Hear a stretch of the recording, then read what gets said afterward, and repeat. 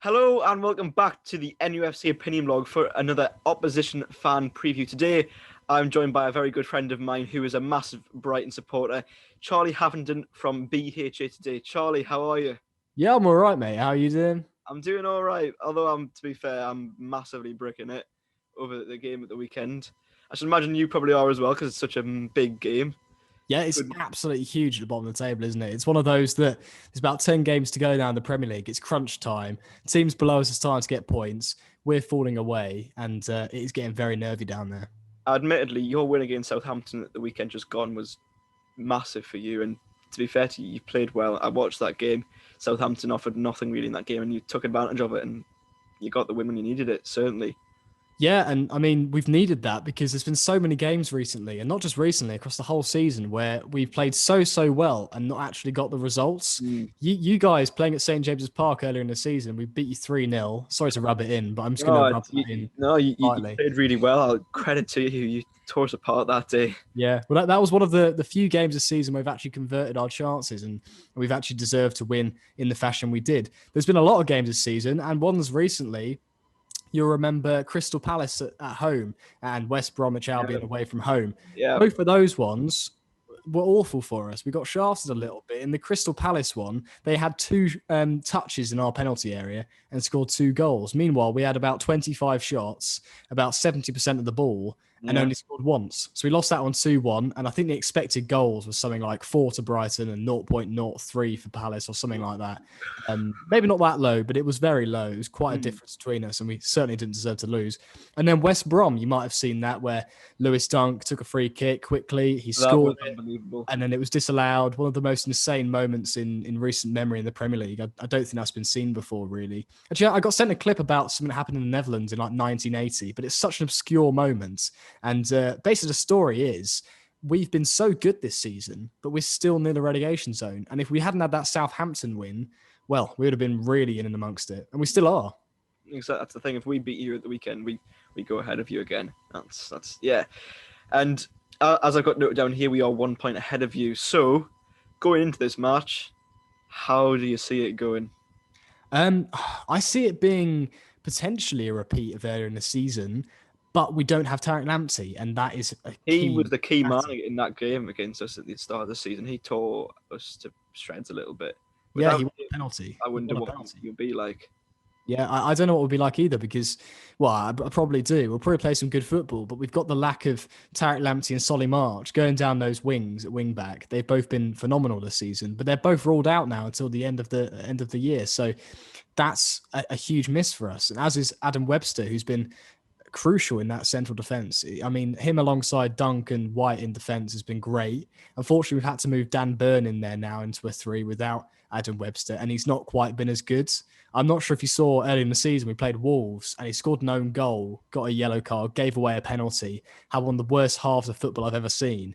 And he's had quite a few performances, not that bad, but have been pretty poor, and you'd think he's championship quality at best. But then we went away to Liverpool and he had an absolute worldie of a game. So he's massively inconsistent, but we certainly miss Adam Webster and the wing-backs as well. But without the wing-backs and without those key men, will it be a repeat of last time? I'm not actually too sure. But on paper, I mean, the way we've been playing, potentially. Yeah, certainly. I mean, I think that's the thing with Brighton. You played some really good football, and credit to Graham Potter. He's got that team doing some really good stuff. But goal scoring, I think, for a little while has been your issue. You're not clinical in front of goal, and I think that showed. And I mean, to be fair, if we look back at that West Brom game, missing 2 penalties, despite the weirdness of the disallowed free kick, missing 2 penalties in one game is criminal, and that can't be forgiven, unfortunately. And sorry to rub that in as well, but with Newcastle though, we might have Miguel Almiron back. There's reports that he's back in training, so as much he's our second top scorer this season, so he could make a difference. From a Newcastle perspective, you'd like to think so. Now, coming from an outsider perspective, how do you view Newcastle United as a club? Well, as a team this season, briefly, obviously being 2 points above the drop, 1 point below us, it's not been a good season at all. Because as a club, I think you're a huge club, but you are run very poorly by Mike Ashley. And to be honest, I wish, from my perspective, because I quite like Newcastle, my brother supports them. You, of course, one of my best mates. You support them. I don't want to see them crumble like this. If I had to choose a team to go down between us and them, of course, I'd want you to go down. You can sink, but I don't want you to sink the way you are with Mike Ashley. And it's just been brutal. And it's not just been a recent thing. It's been going on for years now. The way he's run that club has been an absolute joke. I remember when he tried to rename the stadium, and I think he did for a little bit, didn't he? It was briefly Sports Direct Arena. Yeah, and that just kind of sums it up, really. It's just really poorly run. He didn't invest enough money for so long. I think the record transfer fee was held by Michael Owen until I think it was Miggy Almiron come in, wasn't it? Yes, that's correct. It was held from 2005 when Michael Owen signed, and Mike Ashley bought the club in 2007. So there's only 2 years of that gap there, and wasn't broken until January of 2019. Wow. That's 14, well, just under 14 years. That's insane. And yeah, it's just a lack of investment. And he's only actually invested recently because he's had to, because otherwise the losses he'll make from Newcastle crashing out of the Premier League will be way higher than that. Massive. And of course, he's a man who wants to sell the football club as well. And if we go down, the price he's going to get from Newcastle will be slashed completely. He's holding out for this 300 million at the moment, but he'll get nowhere near to that if we do go down, because the value of the club, of course, will take a hit. Now, Charlie, of course, you are very well known in the Brighton community for being their biggest Instagram page, fan-run Instagram page, BHA Today. So tell me a little bit about that and how that came to be. Well, it's actually 4-month anniversary this week of when I started the page on Instagram. I'm a student journalist now, and I kind of... 4 years? Yeah, 4 years now, yeah. Yeah, I thought you said 4 months, sorry. Oh, no, yeah, 4 years. And well, since I was about 14, 15 when I started it, I've wanted to be a sports journalist or a reporter or broadcaster, somewhere in there. I thought to myself, when I thought to myself, what do I want to do in my life? I thought, well, I love talking about football. If I can get paid for that, that's the dream. And what everyone said to me when I was emailing journalists and watching talks and stuff on YouTube and from the school and hearing about these careers fairs, everyone said, start your own blog. That's what you need in the modern age. So that's what I did. And I started my own website. But on Instagram, really, it just took off. Within a couple of months, I was on 1,000 followers, getting loads of likes flooding in. And it just inspired me to keep going. And ever since, I've worked on my Photoshop skills, been doing lots of breaking news, lots of fan opinion stuff, various series like our All-Time 11, which I got lots of players involved in when I had them as nominees. They'd be sharing it on their story, that kind of thing. And it's just been great fun, really. And it's been a perfect way to build a portfolio alongside my journalism studies here in Sheffield. I'm in my second year now, and BHA Today has just taken off alongside it. And I've got a podcast as well called Let's Talk BHAFC. I do one before and after every single Premier League game. We do some transfer podcasts, but yeah, that's enough about me as a person. But yeah, I kind of know my stuff about Brighton, but that's because I'm just absolutely obsessed with it. So for all those Newcastle fans who will be watching this video, as much as this is a Newcastle account, probably won't have much Brighton interest, do take a look at it, because especially in the lead up to this game at the weekend, it will be quite relevant, which brings me on to my next question. From a Newcastle perspective, who should we be looking out for in your team that could potentially threaten our goal and potentially threaten our back four? It really depends, because someone like Neil Maupay, he is our top scorer this season with 7, which, by the way, is very low. He should have way more than that. The amount of chances he's had this season, he should be in the double figures easily. So it depends what Neil Maupay you see on the day. Sometimes he can be clinical, and sometimes his touches can be wayward. I think a few weeks ago, I can't remember who it was against, but I remember tossing it up and he had about 2, 3, maybe even 4 touches where he dribbled it off the pitch and he had to get taken off. He was playing that poorly. Like, it was awful. Then you have another game where he'll score a couple of goals. I think he scored against you earlier in the season as well. So he does have mixed fortunes. If he's on his game, I'd watch out for Neil Maupay. Someone like Leandro Trossard as well, another inconsistent performer. He's hit the woodwork this season 5 times, 3 of which against Manchester United at home, which at the start of the season was the game where famously United scored with a VAR decision after the final whistle. We lost that one at the Amex. Rotten luck this season, haven't you? We really have. But Trossard is another one to look out for. and really the whole team, because performance-wise, the way we've played under Graham Potter, if we had some better finishers, a proper striker up front, put Dominic Calvert-Lewin, for instance, into this team, or even Michael Antonio, maybe even Callum Wilson, and we would be in the top half, or at least in mid-table. We just I need think that so. proven goal scorer. I think so. I do think that Graham Potter is a fantastic manager. I mean, it's hard to say how he would do at another club, say someone in the top half at the moment, because funds are different and you don't know how managers will react. But the job he's done at Brighton is absolutely fantastic, and all credit to him. They play some fantastic football, and compared to the football we play, it's a joy to watch, because watching Newcastle is, I'd rather watch paint dry. I really would at times, and that's probably it's just not fun at all watching Newcastle at the moment. And I know some people might say, "Oh, you're being too negative," but that's just the way it is. But at the same time as I say that Brighton are playing all this good football, you are where you are on the table because you can't finish, which means that, as we say, the game on Saturday is an absolutely massive game. If Newcastle win, we go ahead of you. If Brighton win, you extend your gap on us. And of course, Fulham are in this sort of tussle as well. I think Sheffield United and West Brom are both doomed. I think they're both gone. But given the fact that I've mentioned these other three clubs, and you could say Burnley's in that, but they've been getting some results here and there. Southampton the same.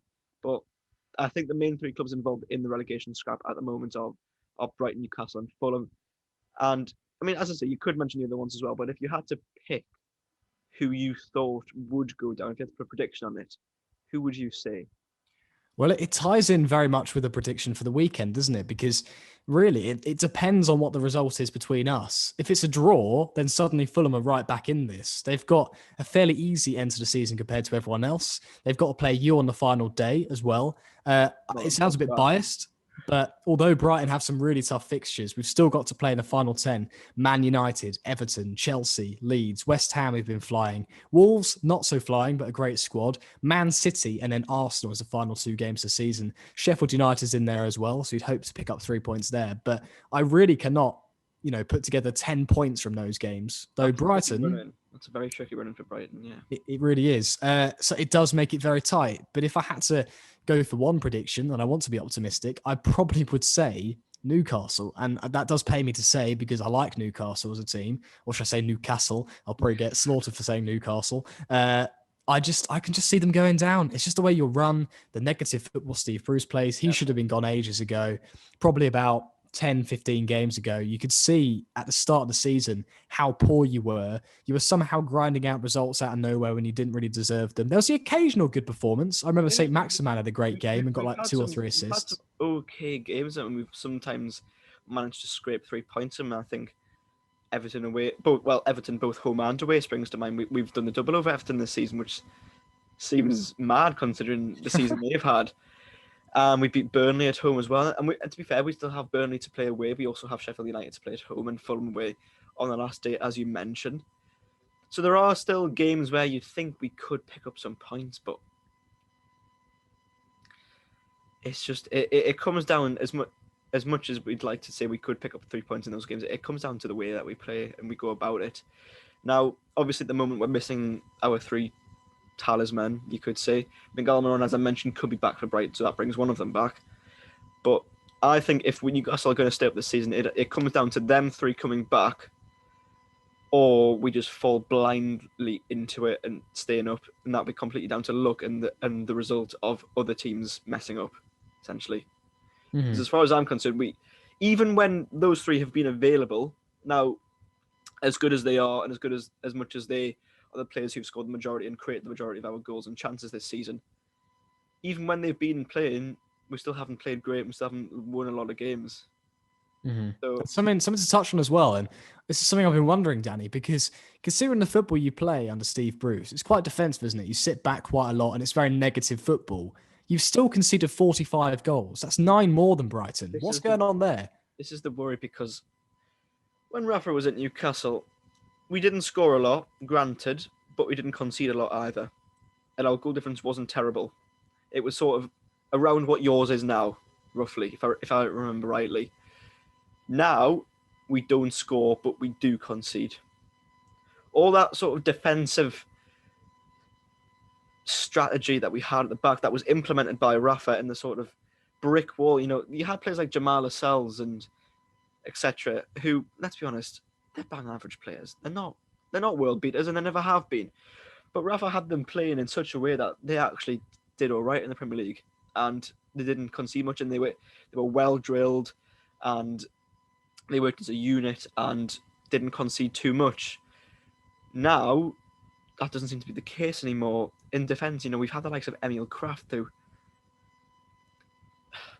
a chocolate fire god would be more use at right back, honestly. He's been targeted by some of the players that we've come up against this season. Timo Werner, Marcus Rashford, just to name a couple. Adama Traore as well have just absolutely waltzed past him. And it's been scary to watch. I mean, Mankio, luckily, who's a little bit better, I'd say, comes back in, I think, this weekend. And certainly, I'd like to think, would be in the starting lineup. He's been on the bench a couple of times recently, so he's hopefully back from injury. Our two best centre-backs are probably Fabian Schär and Federico Fernandez. Schär is out for the season, unfortunately for us. Fernandez has been on his way back from injury, so I don't know whereabouts he's at. He could be back. I don't know. Going forward, Newcastle probably need to look at Andy Carroll, I think. I think that's the way forward for Newcastle without Callum Wilson. Because Dwight Gale has been in there, and whenever time he's been in, admittedly it's not his fault, but he's been played out wide. Because Steve Bruce is so tactically inept. And he said this in a press conference, I do believe, that I think it was after the West Brom game when we played absolutely terribly and drew 0-0 away at the Hawthorns. And he said the reason he didn't play Dwight Gale and Andy Carroll was because, and I quote, we would have had to change the system. Now, if that's not what training sessions are for, then I don't know what they're for. Now, on that note, though, on that week leading up to that, Newcastle had trained 3 times and had been given about 2 or 3 days off, which makes no sense. This is exactly. Steve Bruce downplays the matches we're going into in the last 2 games. We didn't want to be going into this Brighton game thinking, ooh, we need to win this, because realistically, Newcastle do need to win this game. It's a must-win for Newcastle as far as all supporters are concerned. But it wouldn't have been that way if we'd got results against Villa and against West Brom. We could have maybe had a little bit of a safety net there. But because we didn't, we're now going into this game needing a result desperately. Otherwise, it could be... It's a make or break for our season. And when you're not training, I don't know how Steve Bruce can see it as a strategy for success. The man... Yes, he's a Geordie, but... I think, as a self-respecting Geordie, who, if he loves the club as much as he likes to think he does, he would have left by now. Yeah. And realised that he's dragging the club down. But he hasn't seen that, and it's probably maybe a little bit too late for him to go by now, because, let's be honest, if a new manager comes in, how much impact can they realistically have with 10 games to go? Rafa came in with 10 games to go in 15-16 and wasn't able to save us from relegation. So, realistically, who is going to come in? Even if it was Pep Guardiola, could he realistically save us? I don't think so. So I think the time maybe has gone for Steve Bruce to go. Now, what about Graham Jones? Because he basically does everything on a touchline anyway. He does, he doesn't have the tactical power. If he was given the decisions and every bit of power he can have to work with the players, get a new system, which might not be too different to your current one because that'd be too much for change, but just to get rid of Steve Bruce negativity, surely that would help you out. I know that's not going to happen because I can't see Mike Ashley doing that. He's going to stick with Steve Bruce, but surely that would be better for you guys. Potentially, yeah. You could argue that just a bit of a fresh change of anything, just to sort of shake the place up a little bit.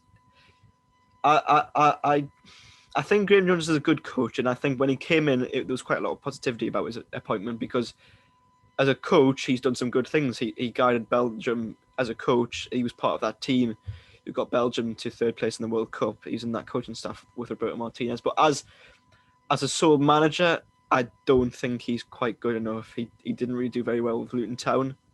Okay. Manager. So maybe for 10 games in the Premier League, that might be okay. But I think as a long term, I suppose you could argue that maybe just for what it's worth, it's worth a try. But honestly, Charlie, if I could put an answer to things about Newcastle, I wish I could, but the club is in such a mess right now from the top to the bottom. The academy is crap. The training ground is crap. The stadium needs a lick of paint. As magnificent as the stadium looks from the eye at a distance, close up, it does need a lick of paint, believe me. And the first team is rubbish as well, and the manager is rubbish. So the club. So lots of positivity then, and going into the weekend, you're feeling great about things. Absolutely feeling fantastic. I can't wait, to be honest. But no, I'm kidding. I'm absolutely bricking it. And honestly, Charlie, I can see a Brighton win, and I'm sure you'd like to think that would be the case. Yeah, absolutely. And well, knowing us this season, anything can happen because we could put 30 shots at you and not score one. And someone like Andy Carroll could come on in the last 10 minutes and header one in, someone have a blunder. And, because in the box. Where's Mo Diarmi when you need him? Where's Mo Diarmi? Oh, no.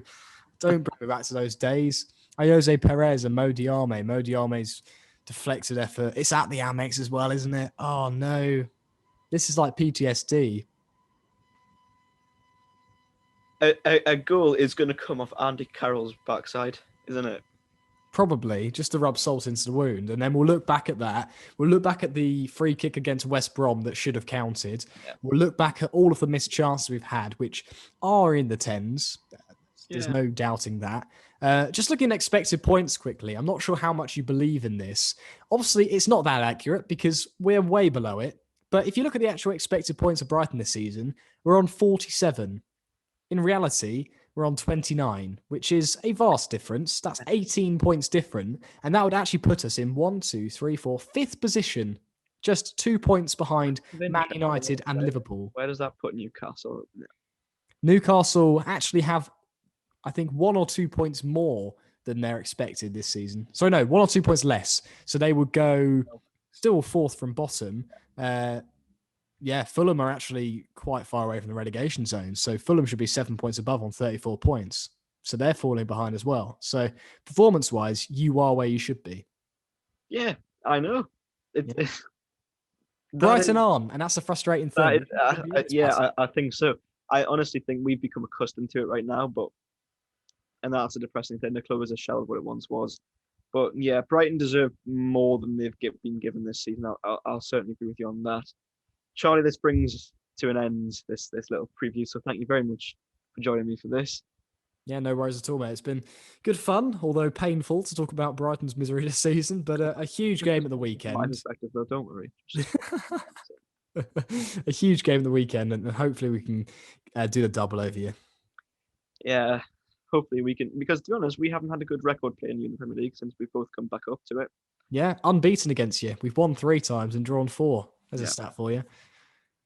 Yeah, so we're going to have to break that hoodoo if we're going to get the 3 points we desperately need. And honestly, I can't say it, but hopefully I'm proven wrong, and hopefully I'm the one with the smile on my face come the end of Saturday. But honestly, I don't expect anything. So as far as I'm concerned, I'm going into this game not expecting much, but at the same time rather worried about it, because I know that if we don't get anything, it could be near to curtains. Yeah, of course you'll be on the charity stream, won't you, at the weekend? I will, Charlie. I mean, just before we do go, if you want to promote that quickly.